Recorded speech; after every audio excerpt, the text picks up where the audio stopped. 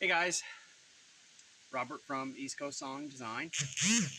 So we're on to the next part of building the new wood shop, and that's shingling. I finished up boarding the decking the roof. As you can see, the starter strip, or drip edge as it's called, has been installed. That gives me a little bit more of an overhang on all edges. Also looks fairly nice. So now I'm ready to put down the roofing felt and lay down the shingles. We do it in a slightly less traditional way compared to modern methods, but it's always worked well for us. And if you see me kind of swap my head or twitch, it's the sun shining and the wasps are out. So been a lot of wasps in this area the last 2 weeks with the cooler weather. So enjoy the show. We'll start by laying down the synthetic roofing felt. It's a little thinner than the traditional tar paper. It works out really good for this, and it's also what I used on the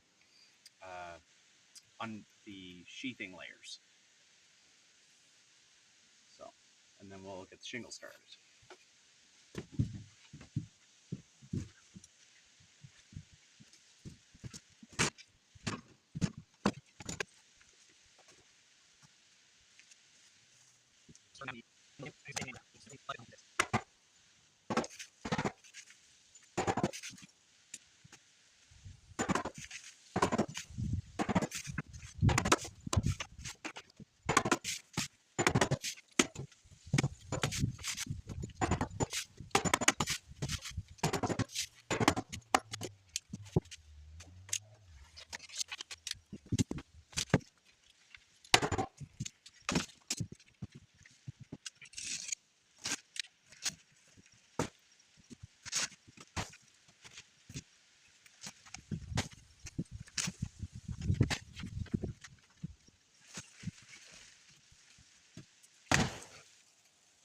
Alright, for anybody curious to know, these are just IKO Marathon Plus 3 tap. Nothing special about them. Pretty much your cheapest asphalt shingle. I'm doing all my nailing today with the Mastercraft 1 3/4 roofing nailer and coiled nails.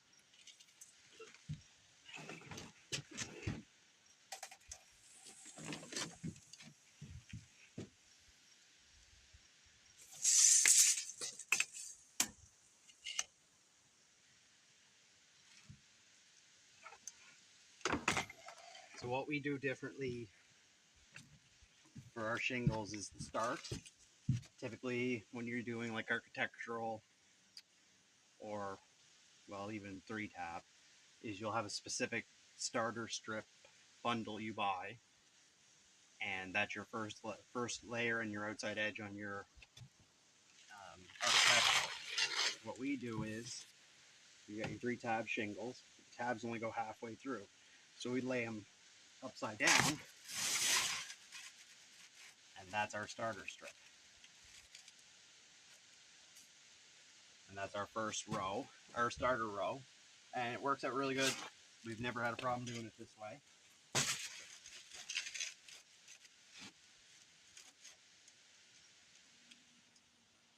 So I'm just going to check to see where my seams line up before I start nailing, because the starter strip row does not matter where it starts, but your first row you always start on the middle, and you always start your rows in the middle, and that way you do your trims at each end instead of on the square edge at each end, and then it getting weird once it gets further up if your roof line's not dead straight.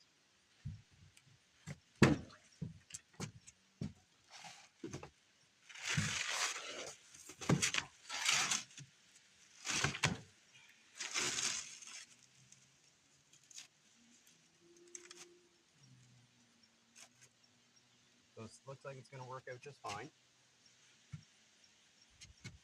So I'll nail these first couple pieces in place, and we'll go from there.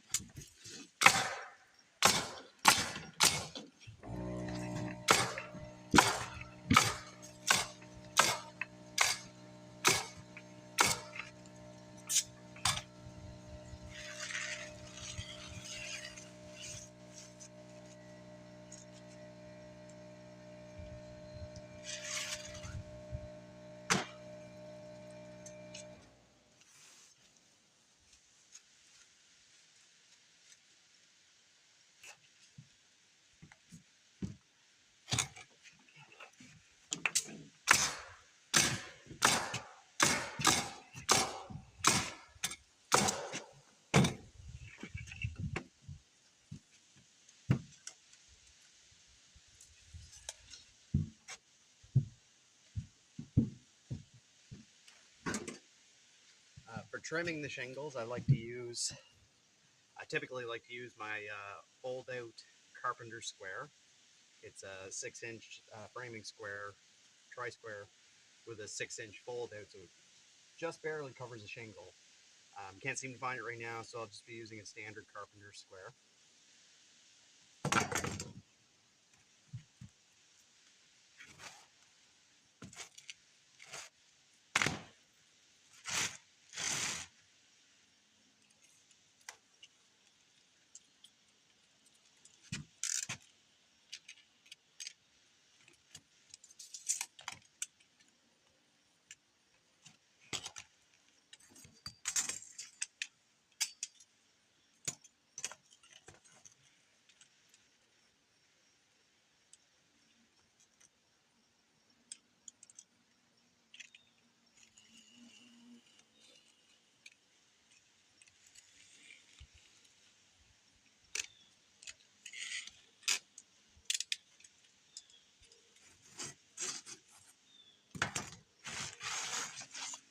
This little piece here I'm just going to put aside for now. I may need it later, but it doesn't fit anywhere right now.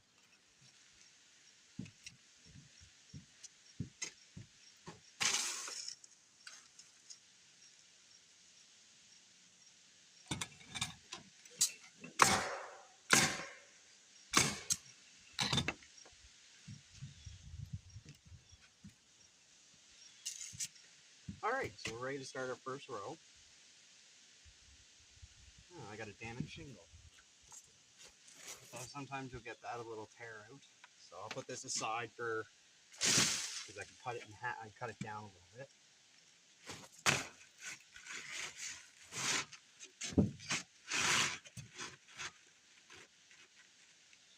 So your first row, when you're doing it this way, your first row goes right over top of your upside down row.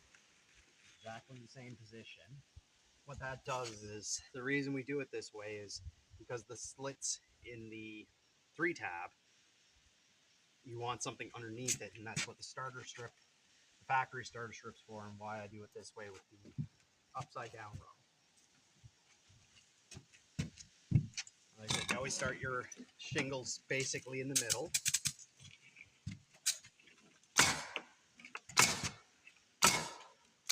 And how I was taught to nail 3-tab shingles is you put a nail right above the slits for the 3-tab.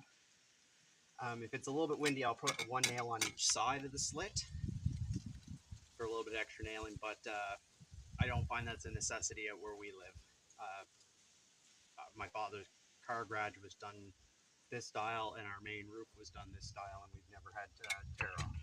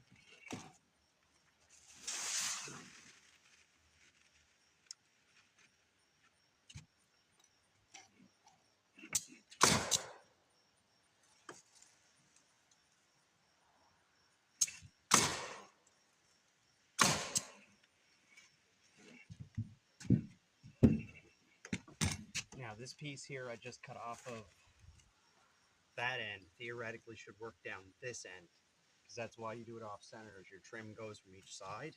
Sometimes it works out, sometimes it doesn't.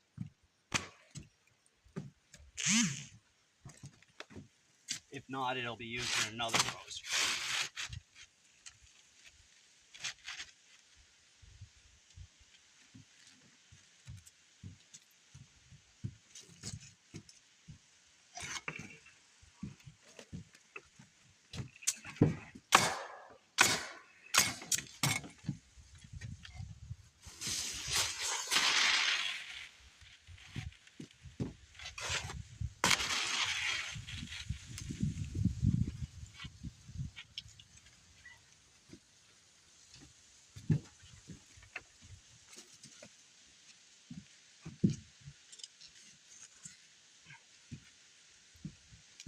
Sometimes you can avoid having to measure your trim by just using the previous row as your marking point.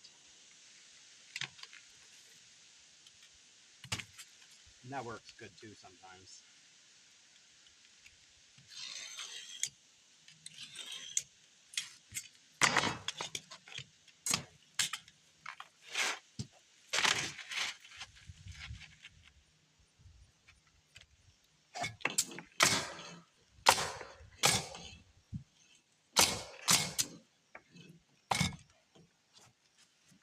Excuse me guys, I gotta go get my hammer.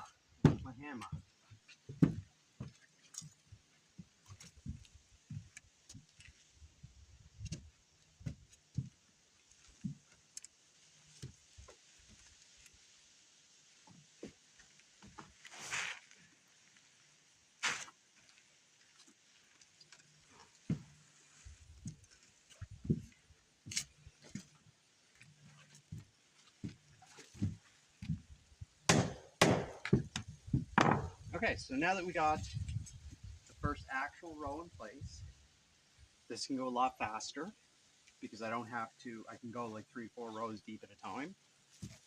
What I like about these IKO shingles is they're good for amateurs this way. Professionals, doesn't really matter. But for amateurs, it works really good. You have your offset. So this little slit right here is your offset for your side to side, gives 1/2. And this is your height offset. So all you got to do is just use them instead of figuring it out. So on the row I just did, I'll look for the top notches and that'll give me my side. And then I'll use on this shingle the up and down. Again, not a real big deal if you're a professional, but for an amateur it really helps. I definitely would consider myself a roofing amateur.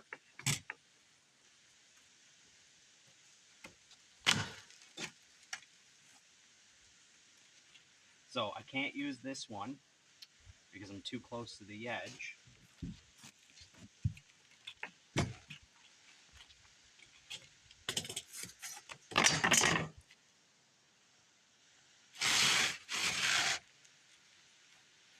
So I'll use this one. And again, all I have to do is just put that tab down just a little bit, line it up on the other side, and bam, perfect ruby.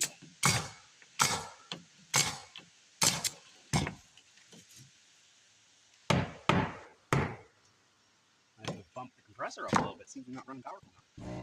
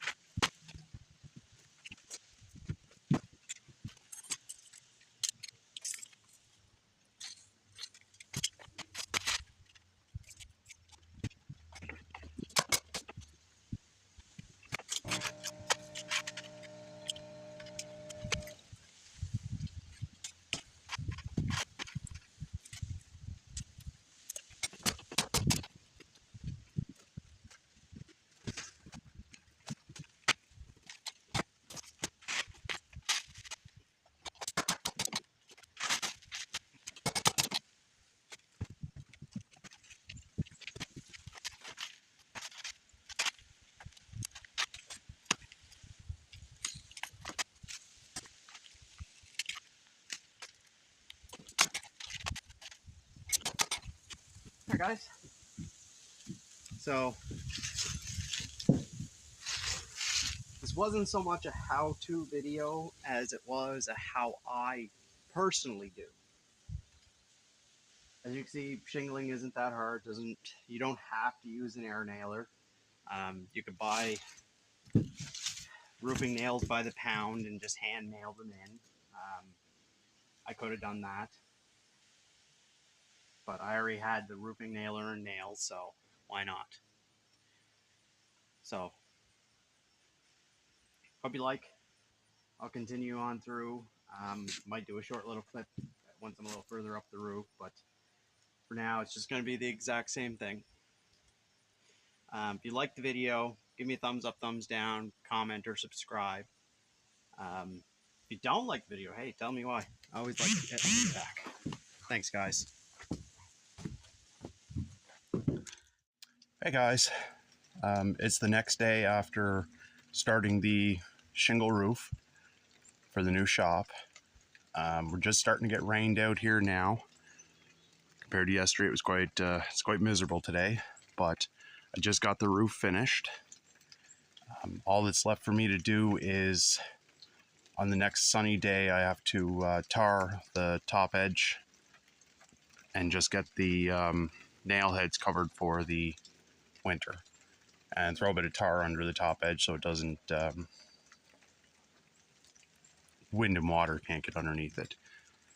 So I hope you liked the video, guys. Thanks.